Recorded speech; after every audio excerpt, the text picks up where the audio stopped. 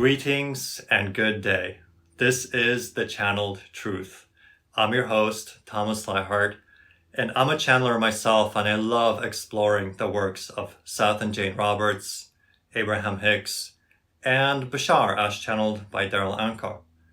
And with me today, I have a very special guest that is no stranger to transformation and working with himself and working with people and helping in that great transformational process that many of us are going through. He is a human development coach and a channeler, a body worker, a spiritual teacher, spiritual guide. So let us welcome Jean-François to our digital stage. Thank you for being with us today.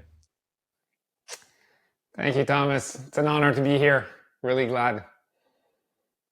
Great. So you wanted to jump off into how Bashar has influenced the work that you do, right? So go ahead and take it away. Let us know how that's working out for you.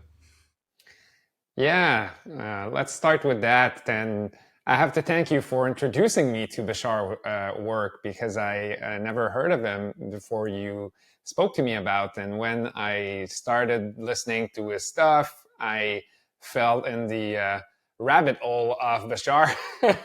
Started listening. I think I bought like 3-4 transmission and just like dove into them and listened all the stuff. And I was drinking from a fire hose, if we could say it. Everything was resonating. Everything was making sense. And it was kind of the first time that I was listening for so long to a channel and everything was resonating. So I went down and started to apply what he was saying in my life to see if it was really working. I'm a practitioner in life, so I'm always curious about what people are advancing, if it really works or not. And my real test is when the rubber meets the road. If I try it and it works, I'm like, there's something to it, and I might bring that in my coaching with people and bring some more insights. So, which I did. And the Bashar formula was, when I heard it the first time, it was kind of, oh yeah, that makes sense. That's how it worked. And then when I started to reflect on my career and how I got to where I was, and the moments in my life that were the most fluid, the easiest, was when I was following my passion and excitement the best of my ability without insisting on the outcome. Like this, this was like, oh yeah, that makes sense. And the moments where it was tough, when I had a lot of hardship, was the moments where I was not following my passion. And then I was caught in a program of society telling me like, you should do this, you should do that. This is how a successful entrepreneur is going to succeed. And then I got myself caught into a bunch of societal and business programming that really drained my energy. And I don't like the expression losing time, because I don't believe there's such a thing, but I kind of like spend some of the time in some years that I could have maybe went another way, but it's experience. It's experience again. I learned that, yes, when I'm not in alignment with my highest passion and excitement, things are just becoming harder and things are becoming more of a struggle, more of a challenge, when they could have been easier. Yes, absolutely. And the word that comes to me is efficiency, right? There's no such thing as wasting time, right? You do a bunch of things in ways that don't work, you learn something, right? But the formula is, it's just so efficient.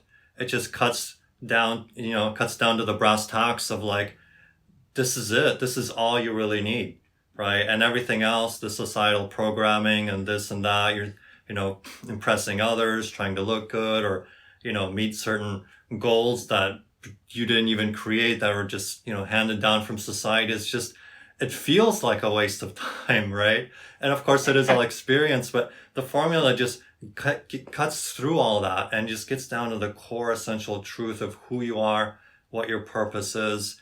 Let's just drive with that forward instead of just getting lost in the bushes, so to speak, right? Oh yeah. I got lost in the bushes so many times.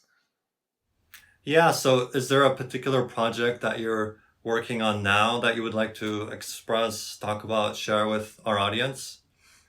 Yeah, sure. Like I'm working on two different projects right now. One is like with my wife, like we teach a self-leadership development program in a large and medium organization.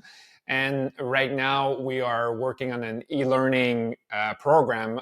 So what we're doing right now is a live teaching that we follow groups on 10 to 12 weeks and we meet in live online class. And now we want to have a version where people can do it on their own, can do it at their own pace, and still have a live component to it, but not as much demanding time-wise. So it's easier for people to go through that content. And we've been asked many times to have something that a collaborator and not only executive and director can do. So we're working on creating this project right now and writing scripts, building videos, and this is something that's the theme of my summer is creating content, because my other project, which really passions me and has been born out of guidance from my higher self and from my guides, is another project where I'm going to be working with groups. So now I'm doing mostly coaching one-on-one and group intervention with my wife, but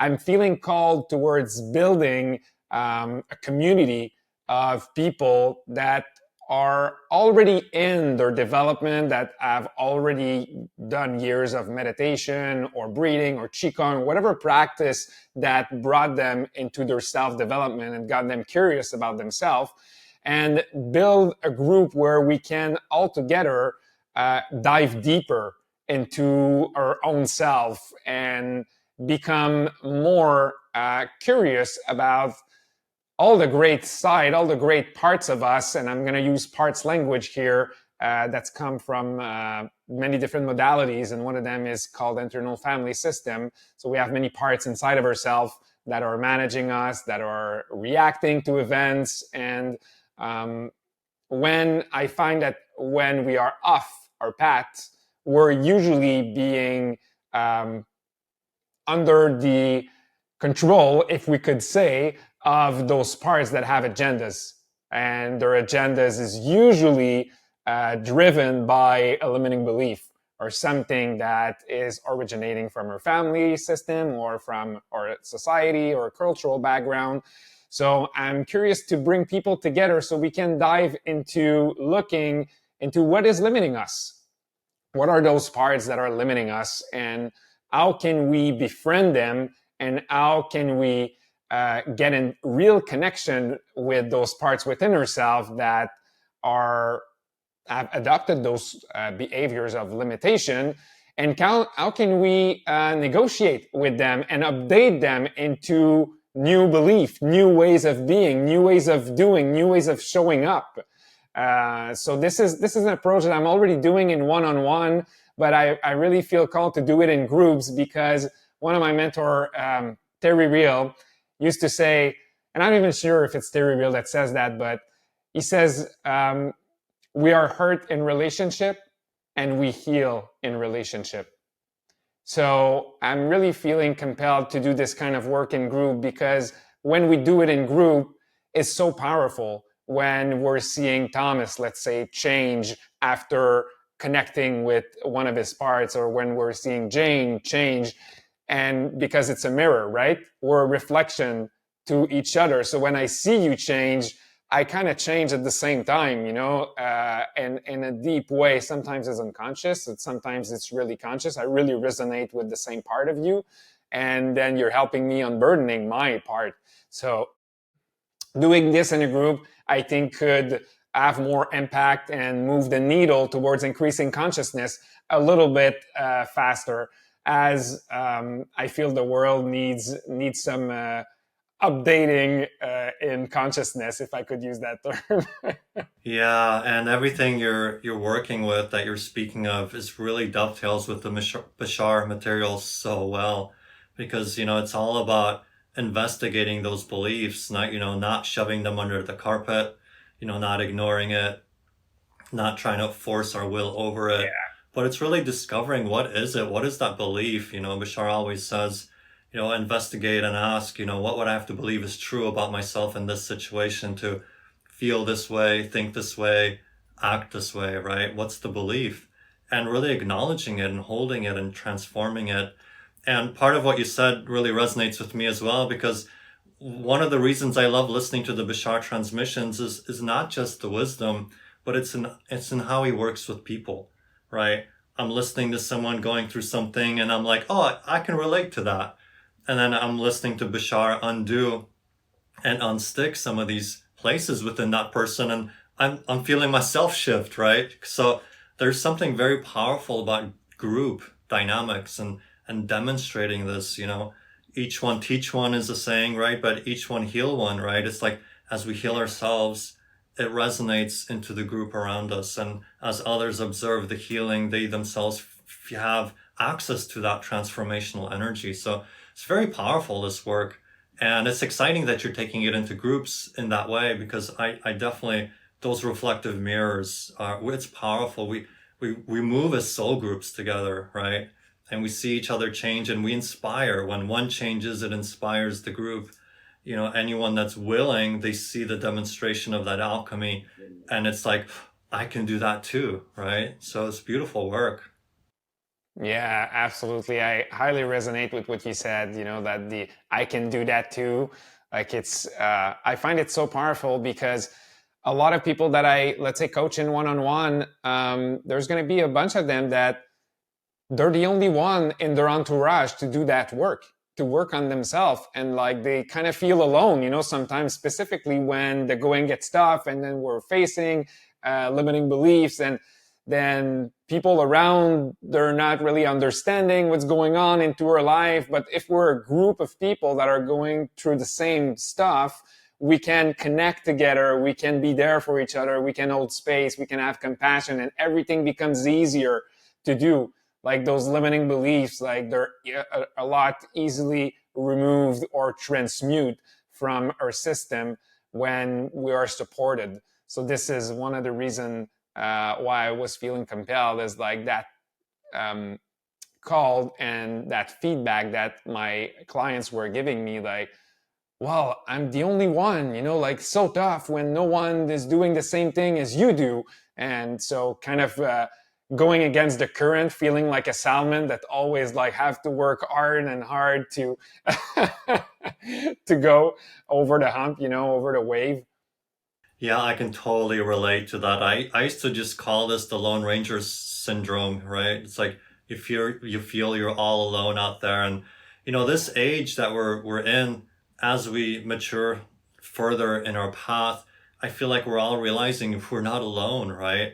And when we have the advents of the internet and interconnectivity and forming online communities, and we're starting to see that, hey, I'm not the Lone Ranger anymore, right? Other people are doing this work. Maybe it's no one in my immediate surroundings, but hey, I can plug into a community now.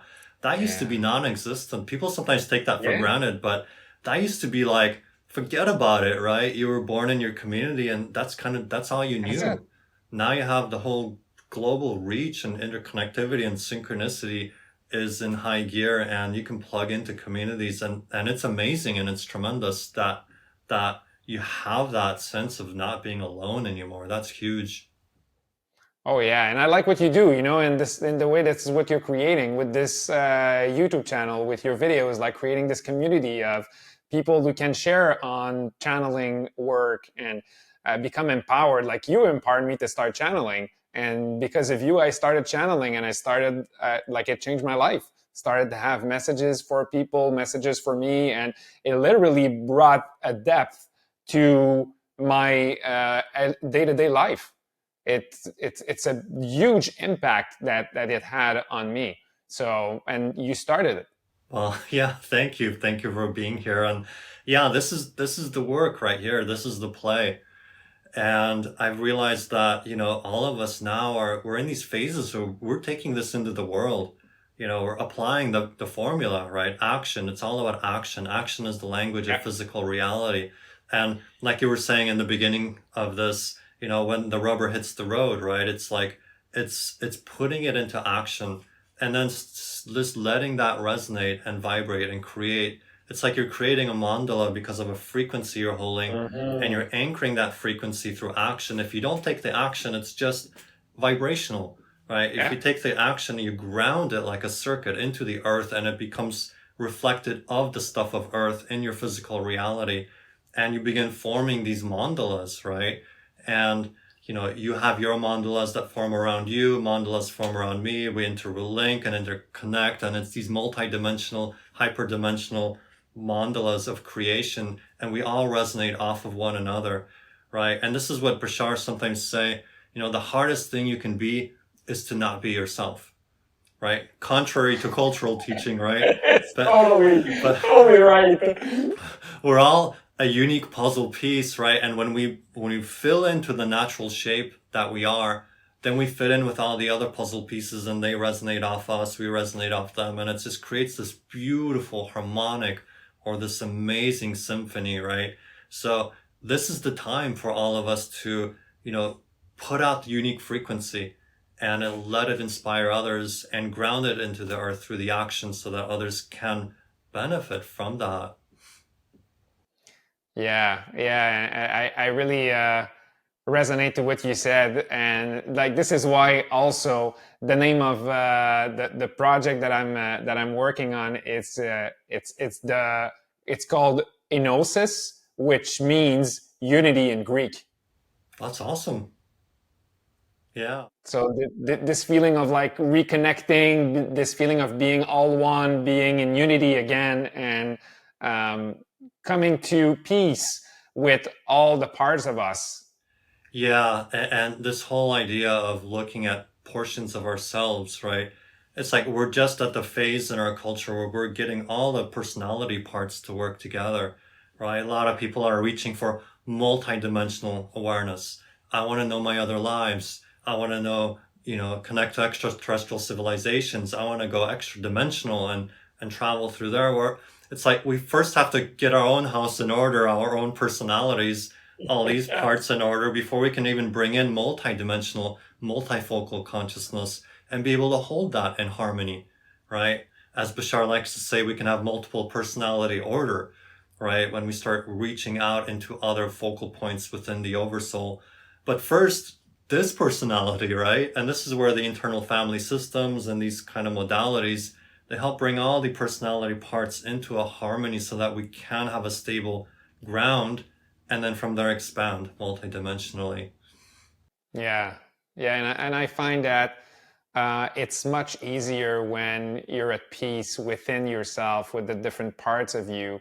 The mental chatter kind of really relax, and then you really have access to the clear guidance. You really have access to the clear channel, because it's so calm inside of you at a deeper level. Like that makes me think about the spiritual bypass. Some people are using the same tools as we're talking about, but to actually not look at the different parts of them that needs attention, that needs presence, that needs healing, and then their life is taking a whole other turn, or their health is taking a whole other turn, because they're ignoring, they're repressing, using some spiritual tools to do so. Yeah, this is, I think Bashar says this sometimes, it's knowing just enough metaphysics to be dangerous, right? And yeah, spiritual bypassing is, I'm glad you brought that up, because it's a very real thing when people try to, it's like, oh, I don't want to deal with the negative beliefs and all the negative feelings of separation as a result. Well, let me just skip to, oh, we're all one consciousness, and let me meditate on that, right? But then meanwhile, do you really believe it's true? Well, your actions and your feelings are always going to reveal your beliefs, right? So if you're not feeling that unification, well, it's time to look in the closet, right? What's going on? What parts need to be healed? What parts are afraid, right? I can so relate to just being triggered and just feeling so disconnected, and then knowing, well, everything's perfect, right, as it is, but I feel like, so working with those parts. So is there anything more you want to share about that? Because that seems like another part of your passion is really getting all the parts working in a harmonious order.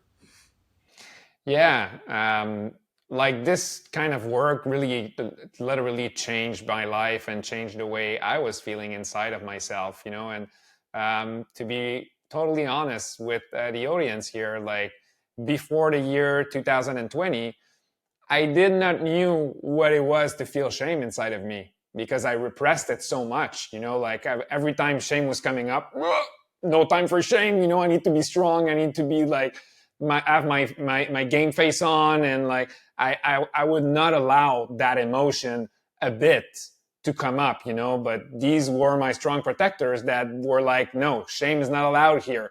You're going to have like your straight face on. So I was like basically repressing it for so long. And then when I started acknowledging this emotion inside of me, it was completely overwhelming. I was feeling shame like for a month, and I don't know if you felt shame for a month in your life, but a month of shame is super long, like when it's intense and when you're meeting it. And at that time, I didn't knew the internal family system, and I actually got on a video on YouTube that was doing some basic meditation of internal family system with the founder, Dick Schwartz. And doing that meditation, I kind of met that part of me that was feeling shameful, like that young inner child in me that was ashamed of himself. And I was able to connect and to be there for that part of me from that resourceful place inside of me, from that observer stance, what Dick Schwartz called the self, which you can have many different terminology for it, which is the part of us that is caring, compassionate, confident, that likes to connect, that is curious, that is calm. So I was able to meet that young boy from that part of me, and instantly I felt that soothing feeling inside of me of like, wow, someone is there to take care of me. And this was so powerful, that moment. I still remember January 2021, when the shame kind of just was liberated from my system because I acknowledged, because I was there. So I did a lot of like inner child work before in the past, but never to that depth, and never on my own, always with a coach or a therapist, but I never did it on my own, like just being led by a tape. And this was so profound that I was, okay, there is like really something big here.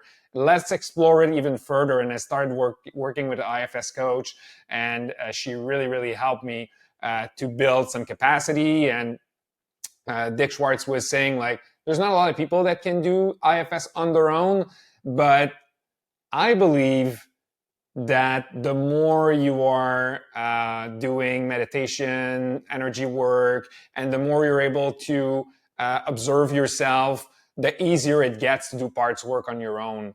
And yes, there are some parts that are extreme that you need someone to hold space for you and to bring that self energy and that compassion in order for you to really be there for yourself. But I think there's a lot that people can do on their own. Specifically, people have been gravitating for so long in that mindfulness field and that energy work field. They build that capacity to do it. And this is what I feel called towards, is bringing that to this crowd so they can bring it to other people, but they can start doing it in their life and they feel more in harmony with themselves. And as a result, they're going to feel more harmonious with their outside relationship, as within, so without, as above, so below. So every time I notice that I work on myself and my parts, I become more compassionate and kind towards my external environment, towards the relationships in my life. Yes, I can definitely relate to that, because when you're holding space for another and they're going through incredibly rich, complex, deep emotions, and you haven't made peace with those emotions within yourself, well, how are you going to hold space for them? How are you going to have compassion? when you can't even acknowledge those feelings within yourself, right? So it's that whole idea, healer, heal thyself, right? You transform, you transmute, you metabolize all these different feeling states, you get down to the beliefs, unlock the beliefs, and then your fellow, whoever you're working with, your fellow beings, right? You're holding space for them. Now you're not triggered by that anymore, right? You're just holding that space because you've already held it for yourself, right? So that's where compassion, it begins from within, being able to hold that space for yourself through all the challenging feelings and emotions that had not been metabolized and the negative beliefs that hold them in place, just unlocking one by one. And then you realize, hey, I can help others too, right? So many of us are on the path of helping others because we know how much we needed it, right? When we were back to feeling alone, right? The Lone Ranger syndrome, right? It's we understand. So now we are giving that gift to the world where this is what we wish we had, right? So we pay it forward and the next generation benefits and so on, right? So it's beautiful work, very powerful. Yeah, I like what you said. The next generation benefits, and that is bringing me in the intergenerational trauma. This intergenerational belief system that has been just carried down our lineage and that we find ourselves with, and we just came to this world with these beliefs, not knowing that this was part of our ancestor lives. This was part of their baggage. And I like what Terry said. That was a distinction that really caught me about intergenerational trauma. And I don't know if he got it from Thomas Leichardt, but he says everything that is extreme in your life that you feel really, really strongly reactive is passed on to you. And everything that's mild is stuff from your life, that you actually build from your life. And that really caught my attention when I heard him say that. And I connected to Taoism and then shamanism where they say that the ancestral lineage is literally in the bone. It's living in our bones. And how deep it is, it's physically living in that structure that carries us, that supports us. Yeah, it's powerful work because what's happening is as souls, we choose to be born in this very dense reality, right? Oftentimes to families and lineages and ancestry that carried tremendous trauma and negativity, right? And so as children, we're born into that. And you can say oh, it's perpetuated on us or this, but all these are disempowering ways of looking at it. The Basharian way, the Seth way is it's more that we choose that challenge, right? We're the masters of limitation in the sense that not only do we master being able to limit ourselves as souls through these experiences, but also then we master the limitation by awakening and transforming through the limitation back into the light. So we're born into these family lineages, and so the soul, having passed through the gateway of amnesia, now begins to think that, we start thinking our personalities start forming, right? And so we take on all that generational trauma, and then as spiritual practitioners, we get to transform it, right? That's the exciting part. But yes, passing through those gateways, first the amnesia, tremendous sense of loss, and then all the ancestral traumas and tribulations and negative beliefs, right? It's that we imprint with that, but for the purpose of transforming it, right? So think of how powerful of a being you are if you're out there listening to this and you have taken upon yourself a lot of this kind of ancestral traits. Just think how excited and how empowered you felt to be willing to take that on and to transform it, right? So that speaks to your power and your strength. So yeah, thank you for bringing that in because, of course, we develop things throughout our own lifetime, but just by definition, being born into these matrices, that means that we are taking on the baggage of the ancestors, but for transformation. Yeah, absolutely. And we do have the power to transmute that energy.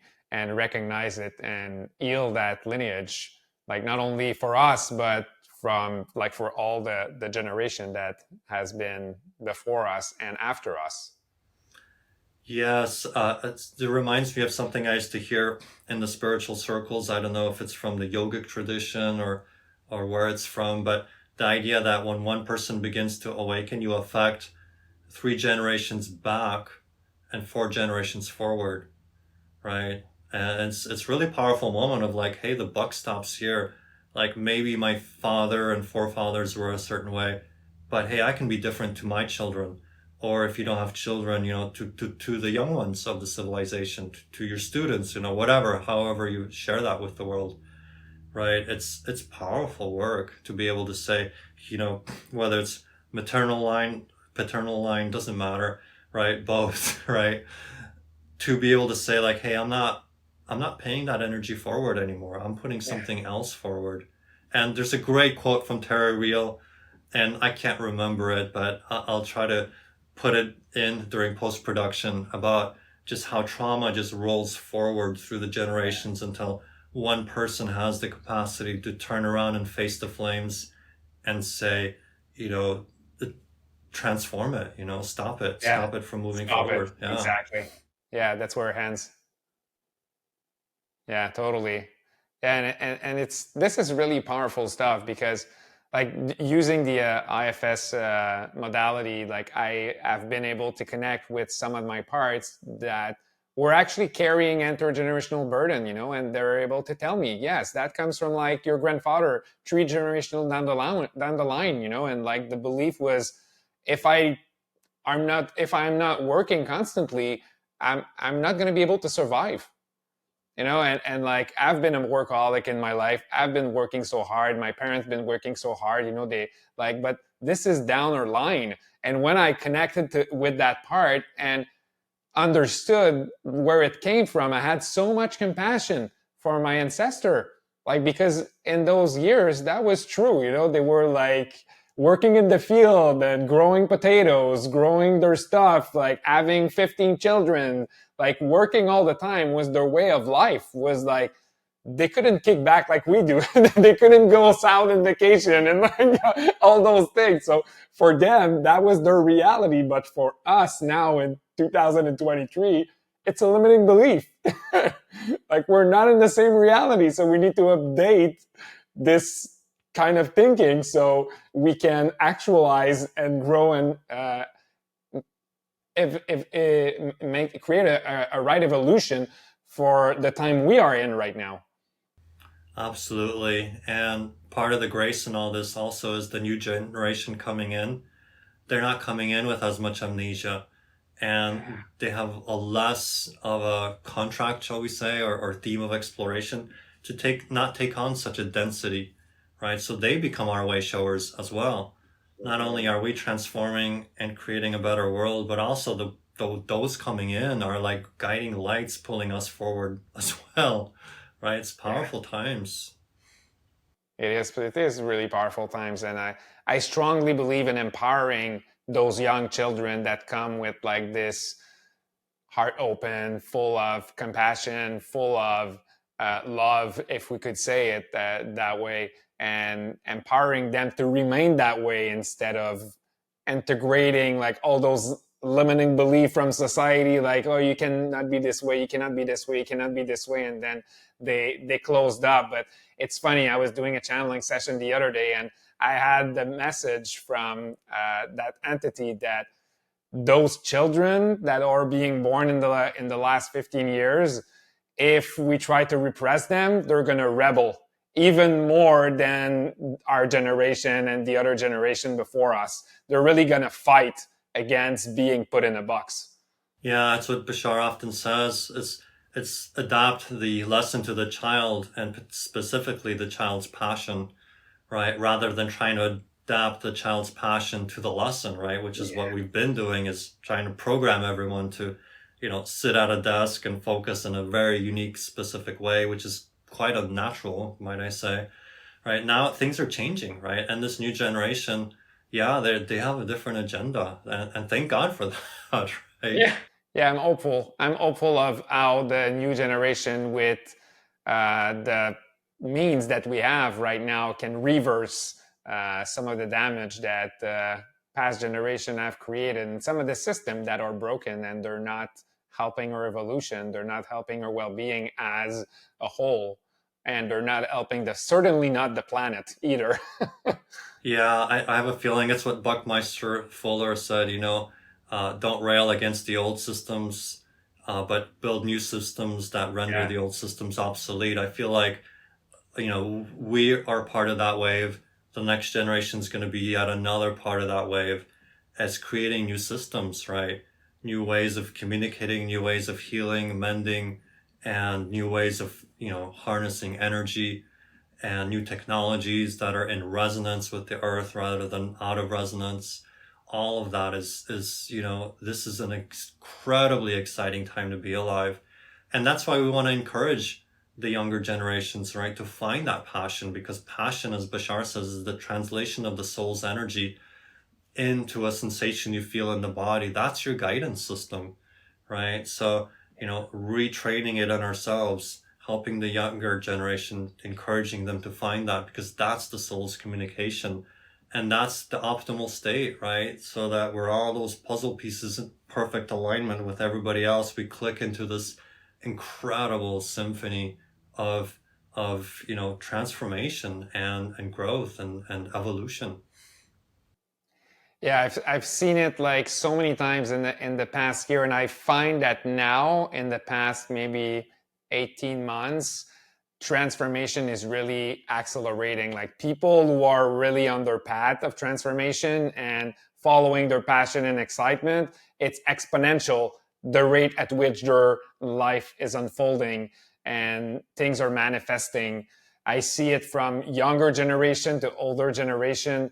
It's pretty incredible how when people allow themselves to follow their passion and really do things that gives them energy for no specific reason other than doing the thing, it's like one thing leads to another, and things are unfolding. Like Bashar says, like this is the path of least resistance. You don't know what's gonna happen. You cannot predict it, but it is the path of least resistance. And it doesn't matter if you're stumbling on a roadblock on that path, because it's still the path of least resistance. It's synchronicity lines up, and sometimes synchronicity lines up for us that next thing that we need to transform to get unlocked even further, right? So that's why it's not an obstacle, it's a challenge, right? It's the next thing needed synchronistically in your path to transform, to Yeah. move further, right? So if even just looking at it that way, it changes how we approach it, right? Instead of, oh, I'm stuck. It's like, no, this is the next challenge. This is perfectly prescribed for us at this time to unlock from this particular negative belief so that we can move forward on our path. This is the path, right? You can't be off the path because you can't be off of yourself, because you are the path, right? Yeah, exactly. And automatically, when you are on the path, like you said, things are so synchronistic, you don't need to worry about them happening. They're just happening. Yeah, I recently was doing a meditation, and I really resonate with redwood trees. And Yeah. this image of a redwood tree came to me, and all I could just see was being and presence. And the message was like, this is all you have to do. Now that doesn't mean, no action, but it means action with this just naturalness, right? Not trying to push anything, force anything, wish it would happen, or have an Yeah. agenda for it happening a certain way. No, it's just like, just be and do and ground that energy through your action, but just that's it. Then that's the third part of the formula, right? No insistence on the outcome. When you can really get that, you're in this, oh, it's so beautiful. You're in this flow state. Yeah. Yeah. Do you find that that is the most challenging part of the equation? I think most people do. Yeah. And like act on our passion. Oh yeah, okay. Yeah. To the best of our ability, yeah, of course. Yeah. No insistence on an outcome. What do you mean? You know what I mean? It's like, But wait, because we're doing this because it's gonna make this happen, right? No. It's like, yeah, that's the one to work on, yeah, for sure. Yeah, the how and when, it's like the how and when it's gonna happen. Like that, this is where I find that I get caught myself, and most people get caught. Is like, what do you mean? I don't need to know how it's gonna happen. Like we've been so conditioned to plan and to always like prepare for like how this thing is gonna happen, that it's counterintuitive, for it's counter-programmed way of being, to really say like, oh, I'm just gonna let go of how it's gonna happen, and I'm gonna keep following the flow and next thing that I feel the most called towards doing. Yes, it reminds me of channeling, right? Getting into channeling in the last couple of years, doing it. I've been into it forever, right? But actually doing it, I had this idea of like, oh, is it going to be like Seth? Is it going to be like Bashar? Oh, if I just do it, like people will materialize, start listening to me. None of that happened. Actually, what happened is the channeling state just flowed into other aspects of teaching.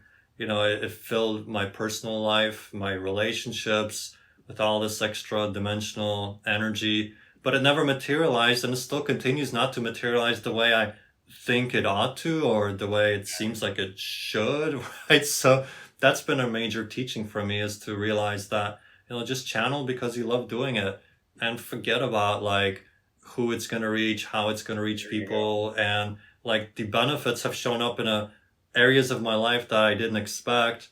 Meanwhile, within the channeling space itself, sometimes it seems like I'm just channeling for myself. There's nobody out there, right? But it doesn't matter, right? Because it's helping me in so many other ways that if I just stop and look, it's there, right? It's obvious. Yeah, and it's the energy that you're generating and you're putting out there as you're doing it that is maybe creating more ripple effect than actually people watching your video. Absolutely. I've gotten that transmission so many times. Is just You too? yeah, exactly. Thanks for sharing.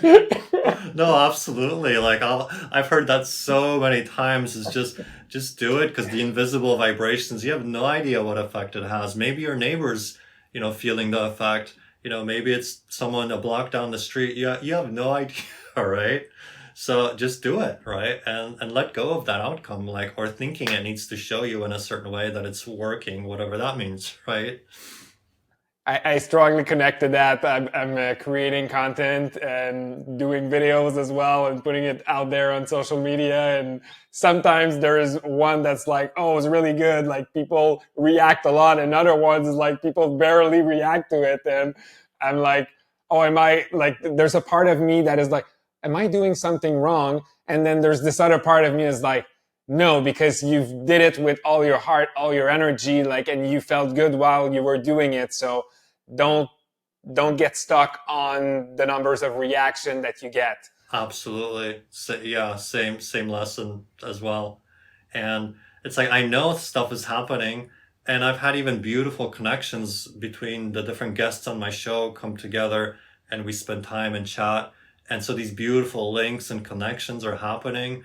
You know what I mean? It feels awesome when we do it, right? So then it's just like once we release it out into the world, it's like Bashar says, then it's none of our business what happens from there. We did our part, right? We played to our heart's content, like as best as we could, right? We did the first and the second part of the formula, right? Yeah. And then it's just let it go out. The Tao Te Ching says something interesting. Do your work, then step back, the only path to serenity, right? And that's sometimes what I remember is just, put it out there and let it go, and Yeah. just take a breather, and then on to the next thing, next passion, right? Yeah, absolutely. Yeah, riding the wave of high vibration energy independently of the external results that our ego or different parts of us was expecting. Yes. So, Jean-François, we're just about coming to the end here. So, thank you so much for being here. and just having the back and forth, the rap about all these things that, I'm passionate about, you're passionate about. But before we conclude this episode, is there anything you want to say as last words? And also, how can people find you if they want to look for you? Is there a website or another way to find you? Let us know. Yeah, for sure. Thanks for the opportunity. So I have, they can follow me on Instagram at Coach JFT. You can follow me on LinkedIn as well. I think you're going to post the link below the video. So LinkedIn and Instagram are the best way to look over the stuff that I do. And also you can look at my professional website at axeliteleadership.com and leadyourselfup.com. These are the two websites. Awesome. Well, thank you for being here. And Thank you. Thank you so much, Thomas. It was a pleasure to be here. Thanks for inviting me. awesome. So we'll definitely do this again. And for all our viewers and listeners out there, thank you as well for being a part of this co-creation. And may this episode and may life inspire you to get out there, act on your passion, and be the truest, most natural self that you can be. And may it inspire you to find that groove and find that flow. So thank you for being here, and we'll see you in the next one.